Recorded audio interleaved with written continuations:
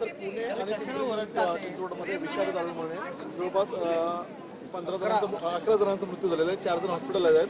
8 जणांना आतापर्यंत अटक झालेली आहे. तुमचं काही दोन्ही पोलीस आयुक्तांसोबत बोलणं झालंय का? माझं पोलीस आयुक्तांशी बोलणं झालेलं आहे. कुठल्या ठिकाणी हे तयार झालं आहे ते देखील त्यांनी शोधून काढलेलं आहे. जे काही याच्या पाठीमागचे लोक आहेत त्यांना अटक करण्यात आलेली आहे. अजून काही लोक याच्यात असू शकतात, ते शोधण्याचं काम चाललेलं आहे. जे लोक आता थोडे सिरियस आहेत त्यांना मेडिकल हेल्प देऊन त्यांना वाचवण्याचा प्रयत्न चाललेला आहे.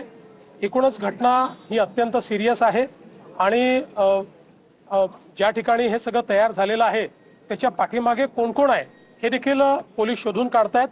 8 लोक अटक झाल्यात, अजून काही लोक अटक होऊ शकतात. संपूर्ण ही साखळी जी आहे ती शोधण्याचा प्रयत्न 100% पूर्ण साखळी शोधून आणि त्यांच्यावर अतिशय कडक कारवाई केली जाईल.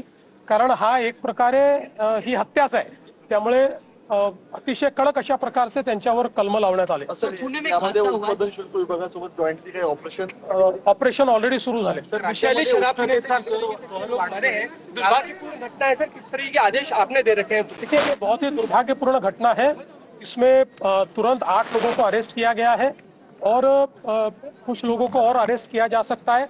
इसकी कंप्लीट इकोसिस्टम को हम लोगों ने ढूंढ कर निकाला है. हमारी पुलिस उस पर पूरे प्रकार से प्रयास कर रही है और कहां तक ये इकोसिस्टम फैली है इसको भी हम लोग निकाल कर और एक्साइज डिपार्टमेंट के साथ जॉइंटली हमारी पुलिस काम कर रही है.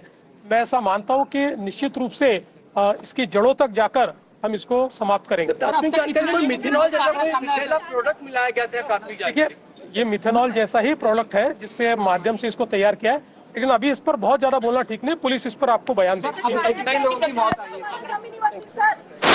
तर आपण पाहिलं मुख्यमंत्र्यांनी याविषयी प्रतिक्रिया दिलेली आहे. आतापर्यंत 8 आरोपी अटकेत आहेत आणि या प्रकरणी कारवाई सुरू झाली असंही मुख्यमंत्री म्हणालेले आहेत.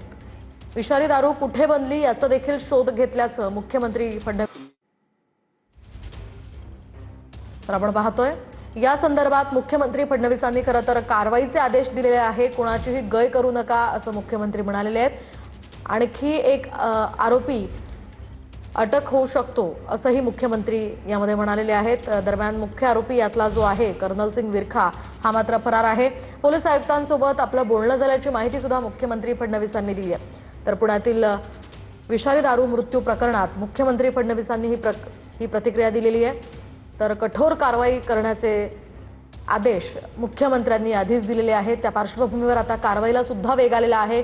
दरम्यान या प्रकरणी आता फॉरेन्सिक टीमकडून सॅम्पल्सची तपासणी सध्या सुरू आहे. त्यानंतर आता सत्य समोर येईल.